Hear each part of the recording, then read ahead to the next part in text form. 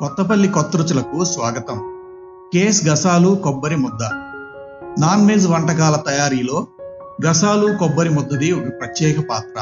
ఈ గసాలు కొబ్బరి ముద్దని ఎక్కువగా చికెన్, మటన్ కూరల్లోకి, బిర్యానీలలోకి వాడతాము. కేస్ గసాలు కొబ్బరి ముద్దని వేయటం వల్ల నాన్ వెజ్ వేపుళ్ళకి, పులుసులకి, బిర్యానీలకు చౌలూరించే రుచి వస్తుంది.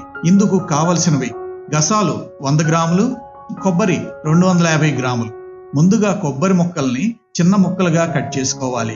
పాన్ని స్టవ్ మీద ఉంచి 1 స్పూన్ ఆయిల్ని వేసి, నూనె వేడెక్కిన తరువాత తరుక్కున్న కొబ్బరి ముక్కల్ని వేసి వాటిని 2 నిమిషాలు దోరగా వేగనివ్వాలి.